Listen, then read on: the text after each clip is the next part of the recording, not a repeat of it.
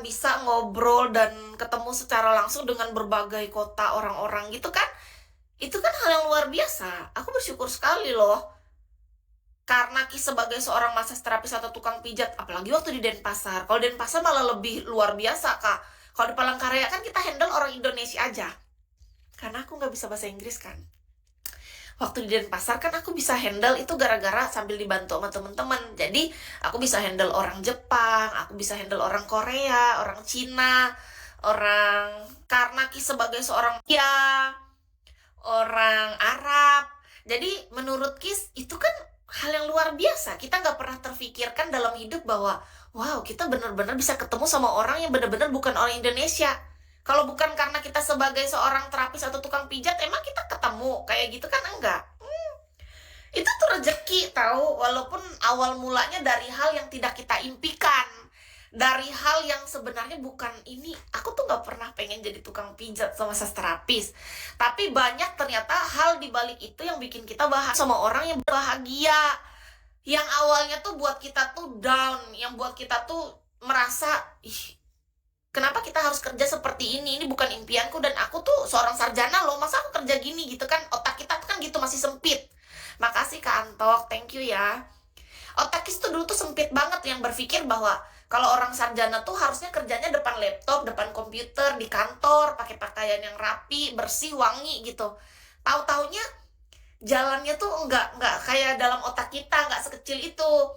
Besar gitu. Kita bisa di gitu lewat jalan yang lain. Kita bisa bertemu dengan banyak orang yang kita nggak pernah terpikir sebelumnya justru sebagai seorang terapis pijat ini. Kan itu rezeki, Kak. Itu rezeki bagiku. Aku senang tahu. Sama-sama, makasih ya Kak Antok. Sehat selalu, semakin lancar rezekinya. Sangio.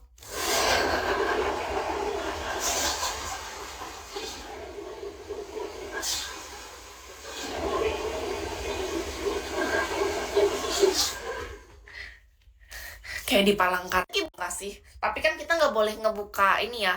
Karena kan privasi pelanggan. Tapi yang pasti selama Kis handle yang di Palangkaraya, menurut Kis ya, ini logikanya nih. Ada beberapa pelanggan Kis, tapi kan kita nggak perlu sebut dia kerja di mana. Logikanya kalau bukan aku sebagai tukang pijat atau massage terapis, Kis nggak mungkin bertemu sama orang-orang yang punya pemikiran yang luar biasa, Kak. Aku bertemu sama berbagai macam orang dari kalangan atas, menengah, sampai bawah, yang kita bisa ketemu secara langsung, lalu kita bisa ngobrol banyak di sana. Kan Kis jadi dapat ilmu baru, aku bisa belajar baru dari orang yang pekerjaannya jauh beda. Kakak tahu pekerjaan F&B? Itu kan Kis nggak pernah ngerti. F&B.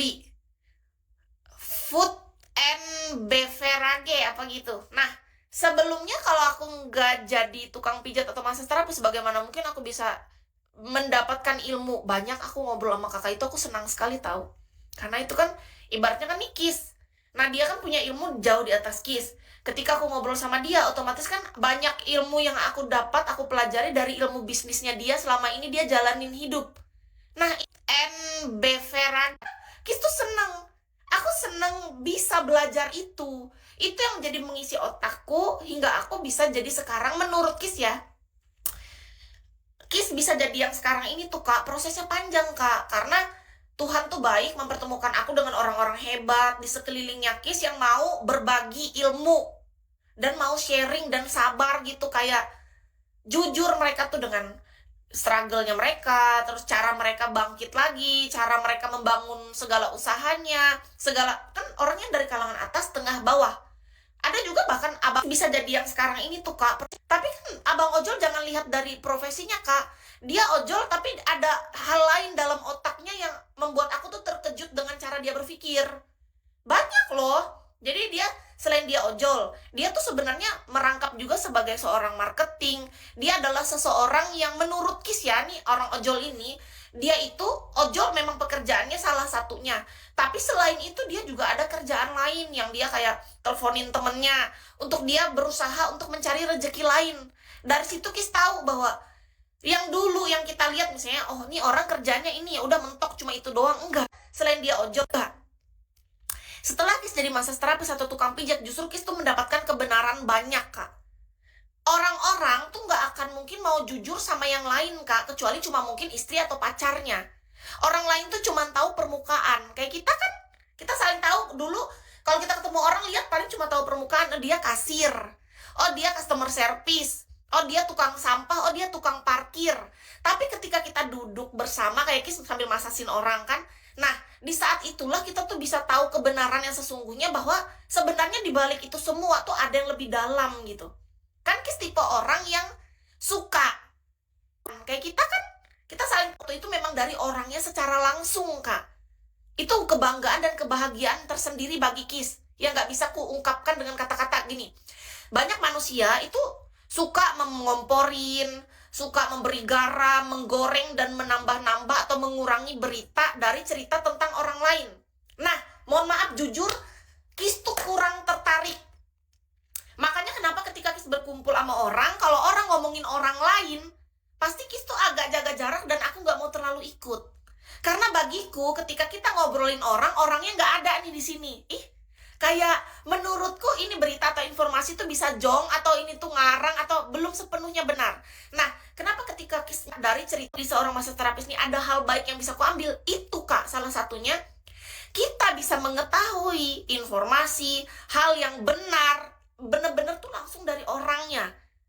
Itu yang menurut Kis tuh hal yang sangat wow. Ini tuh di luar dari yang kita inginkan loh. Kita selain dapat rezeki nih untuk menyambung hidup dan bisa menjalani hidup ini, ya kan udah dapat rezeki. Itu tuh bonus menurut Kis ya. Bonus yang tidak bisa ternilai dengan uang menurut Kis. Karena apa? Itu pengalaman orang pribadi, Kak.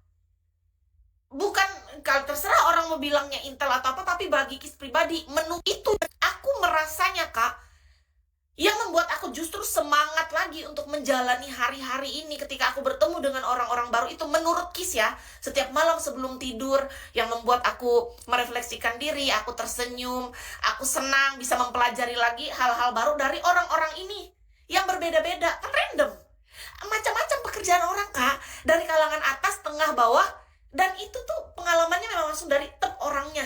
Ini orangnya yang bicara loh, memang langsung dari pengalaman hidup dia sendiri. Itu tuh menurut Kis, Kak, di mana kita bisa dapat, Kak?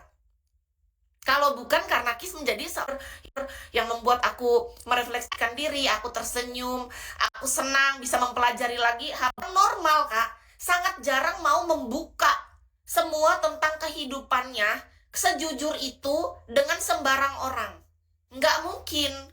Kita bisa mendapatkan hal-hal seperti itu, dan kita punya gini, menurut Kis juga, ketika kita bekerja, yang profesional adalah kita nggak boleh ngebuka rahasia ataupun aib orang. Karena orang sudah mempercayakan itu ke kita. Yang boleh kita ceritakan hanya hal-hal bagian luar. Kalau sudah sampai terlalu deep atau terlalu dalam, nah, pertama kita harus menyamarkan nama. Kedua, kita harus menyamarkan tempat bekerja. Semua hal tuh jangan pernah ada sampai kita sebuta bisa mendapatkan hal-hal untuk mempertahankan profesional kerja kita. Kita menjadi orang yang bisa dipercaya. Menurut Kis adalah ketika kita udah ngobrol secara langsung, orang udah mempercayakan itu kepada kita, kita harus benar-benar bisa simpan.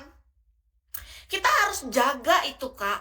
Itu tugas kita. Iya, itu tugas kita. Kita nggak boleh jadi orang yang bocor, yang, aku udah tahu nih rahasia hidup dia. Iya, aku nih. Nggak boleh.